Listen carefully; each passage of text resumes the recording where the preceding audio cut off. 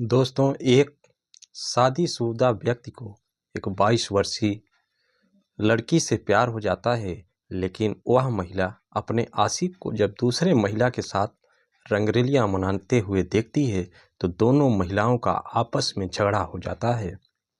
इसी बीच जब दोनों का आपस में झगड़ा होता है एक आशिक के लिए, तो जो पूर्व में महिला उस आशिक के साथ होती है उस पुरुष के साथ मिलकर उस 22 वर्षीय लड़की को धक्के मारकर वहां से निकाल देते हैं, क्योंकि वह लड़का पुलिस में एसआई के पद पर होता है साथियों, रसूखदार लड़का होता है। लड़की को दोनों मिलकर वहां से भगा देते हैं। नमस्कार साथियों, मैं सुनील सिंह अपने यूनिक स्टोरी चैनल पे आपका स्वागत करता हूं। साथियों, यह सच्ची घटना है। उत्तर प्रदेश का एक जिला है कानपुर। कानपुर जिले में एक बितूर थाना है साथियों। यहाँ 22 वर्षीय लड़की को, जो प्राइवेट कंपनी में जॉब करती थी, क्योंकि उसके पिता अब इस दुनिया में नहीं है, घर की जिम्मेदारियां भी सारी उसके ऊपर है। घर पे माँ और बहन है।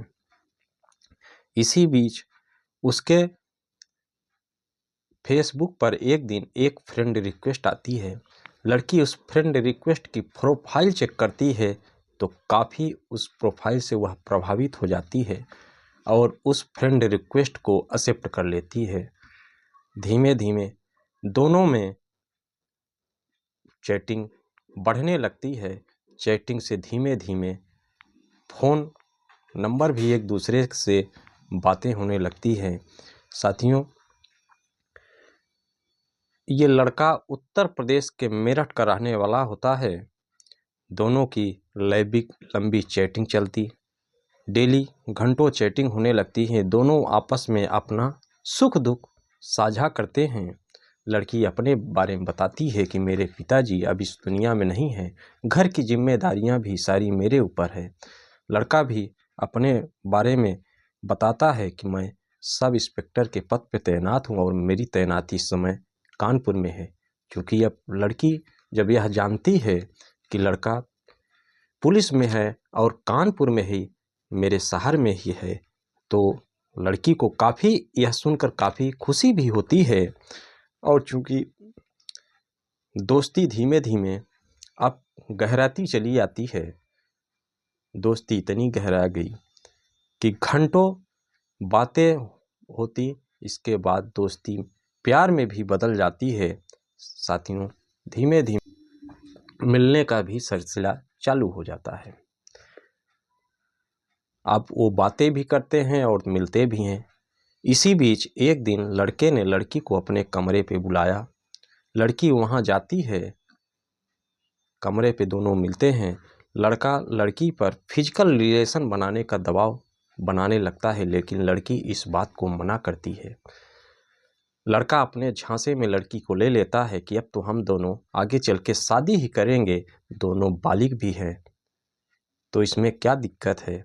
लड़की उसकी बातों में आ जाती है साथियों, और दोनों के फिजिकल रिलेशन बनते हैं और ये रिलेशन लगभग सालों बनते हैं लगातार।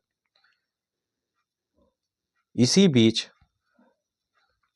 जब नज़दीकियाँ काफ़ी अब बढ़ गई हैं, पति पत्नी की तरह दोनों मिलने जुलने लगते हैं।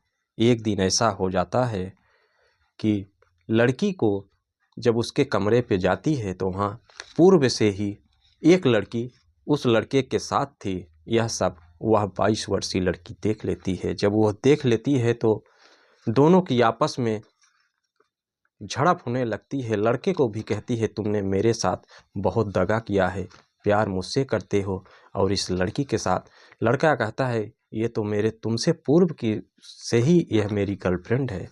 साथियों, वहीं दोनों के आपस में विवाद हो जाता है। उस महिला के, दोनों महिलाओं के भी आपस में विवाद होते हैं। लड़की को चूँकि इंस्पेक्टर था तो धक्के मार कर घर से निकाल देता है। लड़की अब काफ़ी परेशान हो जाती है कि इसने मेरे साथ बहुत बड़ा धोखा दिया है। एक प्रार्थना पत्र अपने नज़दीकी थाने में देती है, लेकिन चूँकि पुलिस विभाग से जुड़ा हुआ मैटर था, उसमें कोई कार्रवाई नहीं होती। आखिरकार लड़की थक हार कर एक दिन पुलिस कमिश्नर के ऑफिस पहुंचती है और वहां एक प्रार्थना पत्र देती है कि मेरे साथ ऐसा ऐसा हुआ है और मैंने इसकी अपने नज़दीकी थाना में प्रार्थना पत्र दिया, वहाँ कोई सुनवाई नहीं हुई।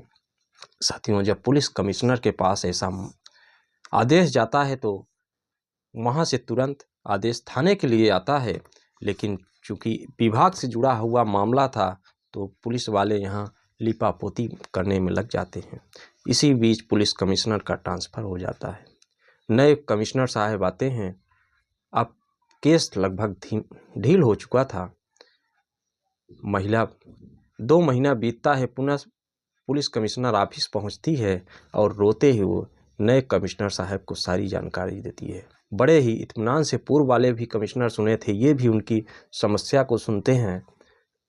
कमिश्नर साहब सोचते हैं कि जब कमिश्नर के आदेश को ऐसा लिपापोती कर दिया जाता है, कहीं न कहीं थाने की भी संलिप्तता न हो, इसलिए कड़ा एक्शन लेते हैं और मई के आसपास दरोगा के ऊपर कड़ा एक्शन ले लिया जाता है। साथियों, इस कहानी को सुनाने का उद्देश्य मेरा किसी को दिल को दिखाना नहीं था साथियों, एक जागरूकता के लिए बनाई गई एक वीडियो थी कि लोग अधिक से अधिक सुरक्षित रहें, बहकावे में न आए। साथियों, एक निवेदन है कि थोड़ा सा वीडियो को लाइक और सब्सक्राइब कर दीजिएगा। नमस्कार मित्रों।